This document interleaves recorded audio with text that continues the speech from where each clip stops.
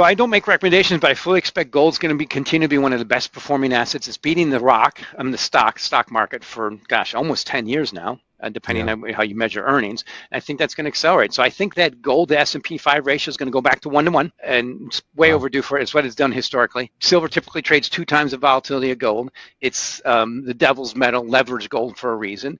And it should be up double what gold is. On a 1-year basis, it should be up double what gold is. It isn't. So most of the precious metals, gold, silver, platinum, palladium, have just been rallying on the back of gold. And now we're seeing that was with the stock market doing well and copper doing well. Now we're seeing copper probably rolling back over. And gold is, to me, the only enduring metal. I think this can keep going up this year, particularly if the U.S. stock market continues to decline. Gold and silver prices are higher near midday Monday, supported by notions of lower U.S. interest rates coming in September, following a downbeat U.S. economic report released last Friday that fell squarely into the camp of the monetary policy doves. Meanwhile, the S&P 500 has delivered strong gains driven by technological innovation and corporate earnings, but also experienced sharp corrections during the dot-com bust, the global financial crisis, and the COVID crash. Prominent analyst Mike McGlone at Bloomberg Intelligence sees historical parallels with 1929 and 1987 and believes the stock market is dangerously overvalued. He points to gold outperforming the S&P 500 and continued central bank demand as key signs. While discussing the market, McGlone notes that silver has risen close to $40 this year. He calls silver leveraged gold and emphasizes it should be up twice as much as gold. Unlike gold, silver has largely escaped the traditional control mechanisms of Western exchanges, with price discovery increasingly occurring in physically settled Asian markets. This silver market transformation has made silver price suppression more difficult for traditional market participants.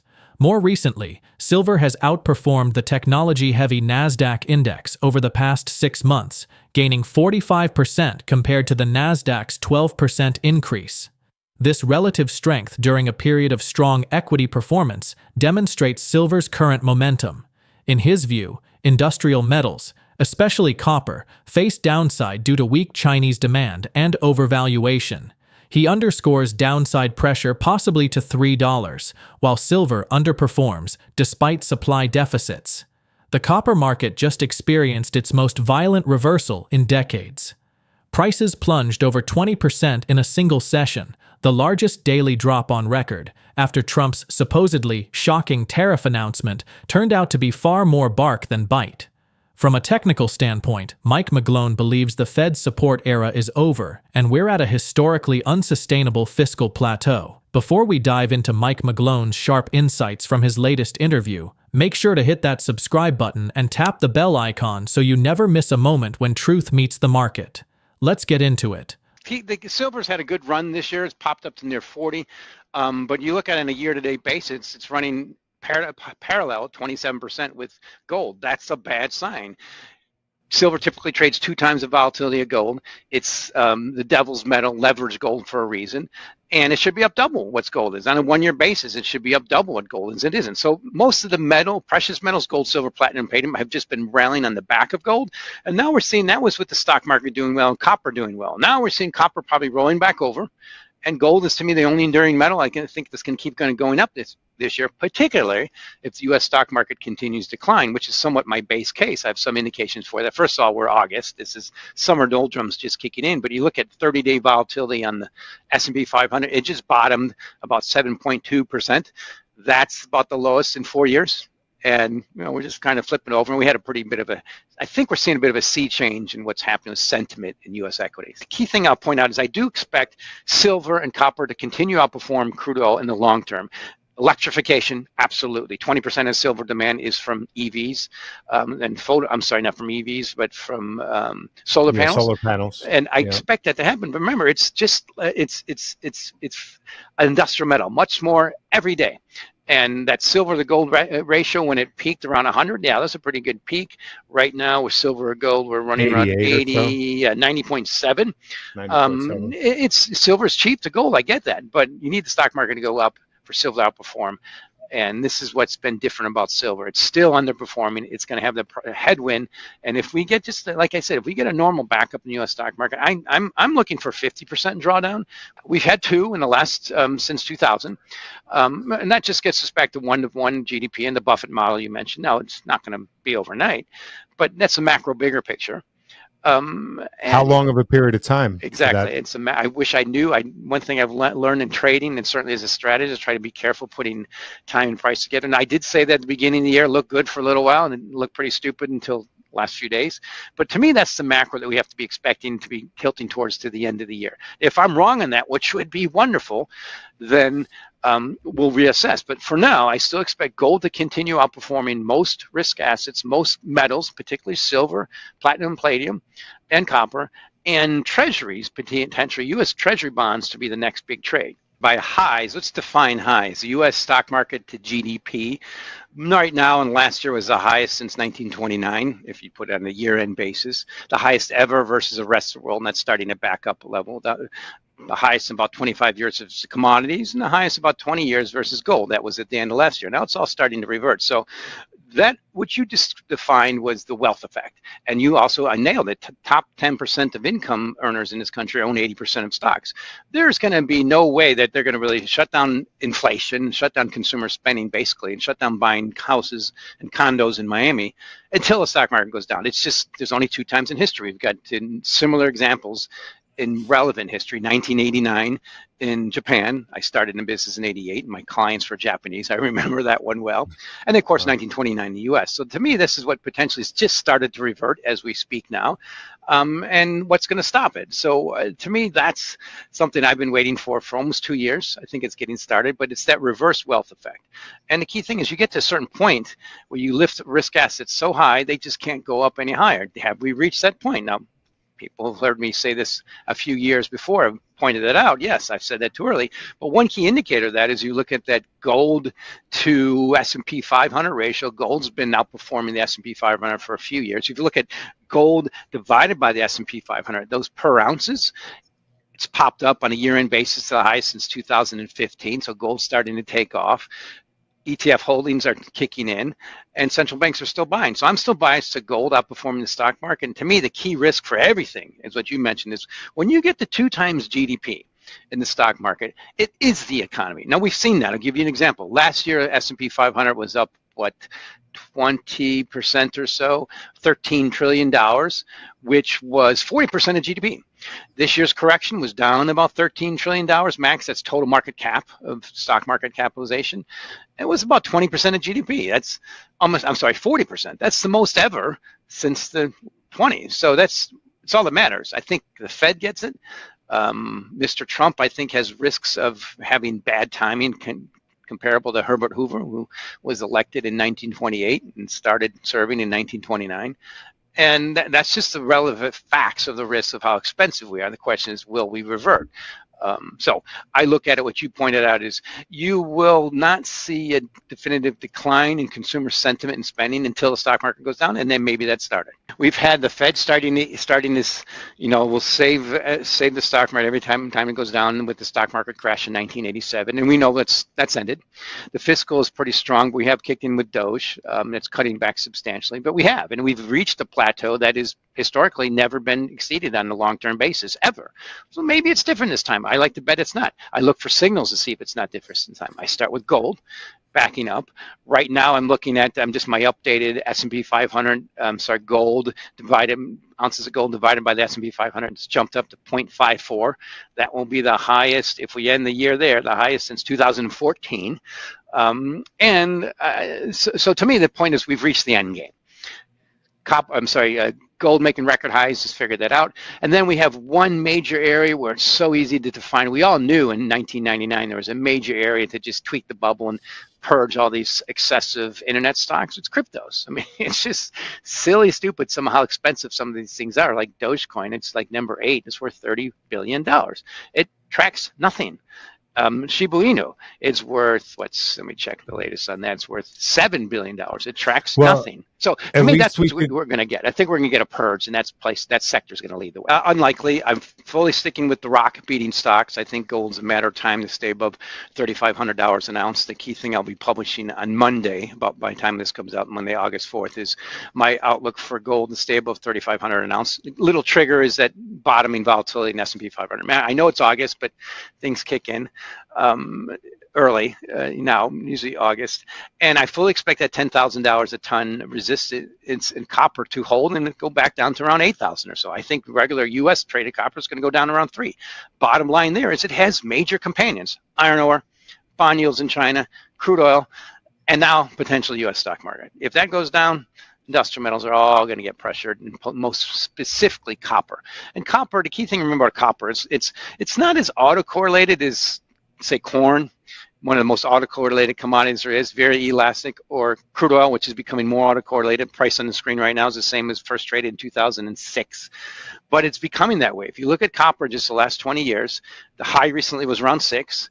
It's been hovering, the mean level has been around 3, and it gets down around 2. I think it goes back to 3. It's not a very profound thing to say. That people in the chat, IB chat, and metals chat this morning were messing with me, and I just pointed out, well, iron ore has done it, bond yields have done it, crude oil has done it. And yeah, I get your momentum's all, and that's the problem. When you see every single momentum indication up, and you know people are overweight long, you just have to hit a few stops. And that's what copper just signaled to me this year, or just this week, by dropping 20% in a day. You hit stops, you go back and normalize. And that's not profound to call for normalization of a elastic, a highly autocorrelated commodity. And copper's there. Now you look at the fundamentals, you have to start with China. And what's the trigger for problems in China? The rest of the world is facing unprecedented tariffs from the world's largest goods importer. This is a 50-year paradigm shift. The global financial system is experiencing a gradual but significant reset, largely driven by the weaponization of the US dollar. This has had profound effects not only on the dollar itself, but more importantly, on the treasury market. Countries worldwide are increasingly concerned about holding assets that can be frozen, confiscated, or devalued at will by a single nation. Seasoned analyst Mike McGlone believes the July stock market action marked a blow-off top, with excessive speculation in assets like Dogecoin signaling a peak. He expects a deflationary reversion, with commodities such as copper and oil falling and gold stabilizing at higher levels. However, McGlone mentions that the Fed is stuck in a lose-lose, likely forced to cut rates as markets slide. He sees gold and U.S. treasuries outperforming, especially as Trump pushes for lower yields amid high valuations and global deflationary pressures. Despite limited mainstream attention, gold has consistently outperformed traditional financial assets. Over the past year, gold prices have significantly outpaced U.S. treasuries by approximately 30%, while treasuries gained only about 1.5% on a year-over-year basis. Let's get back to the interview. I think we got the blow-off top. I think July was it. My colleague Gina Martin-Adams, our chief equity strategist, pointed that mania we saw was probably near a peak. Question is how much longer it lasts. The thing that's different from the past is we didn't have things like cryptocurrencies. They're just completely massive, speculatively excessive. You have the 8th largest cryptocurrency, Dogecoin, worth $30 billion. It's just silly, stupid, expensive stuff that only happens when you get near the peak of very expensive bull markets, and now it's just a question of normalization, and that's what I call it. And mean reversion can be a powerful force. 1987 was a mean reversion event. So to me, it's the macro kicking in, but also let's remember the background here. First of all, you mentioned the pretty substantial deficit spending, around 7% in GDP. Now that's significant. That's about $36 trillion or so. You divide that by the market cap of the stock market, and I think the peak in 2021 or so was 1.88 or so. We just got to near there. So as far as the market cap of the stock market, our deficit spending is very little. I mean, actually, if you take market cap divided by deficit, by the pure deficit, but that's the key thing that matters. It's just how expensive the stock market is. So I think we've reached that apex. Unfortunately, it's also happening in August, October. I just pointed out how volatility is very low. And I think one of the key indicators I've been watching is I have to go to cryptos, partly because we have a president who's completely tilted that way to help get him elected. And I've been looking at Bitcoin gold ratio as a great indicator forever. That Bitcoin to gold ratio right now, about 34 ounces of gold per one Bitcoin, has been flat since 2021. That's what, 4 years? That's that's not a good sign. It was a leading indicator of the stock market before. Now it's been lagging. So I think that this whole area is just ready for a bit of a reversion. Gold seems to get it, and all risk assets should suffer. Now, we saw copper drop recently for other reasons, but copper was not showing, it was showing pretty significance above 10,000, pretty significant resistance at $10,000 a ton on the London Metal Exchange. Looks like it's going to, London metals can trade lower. And then we have significant situations, what's happened in the rest of the world, facing unprecedented tariffs from the world's largest demand pull goods importer.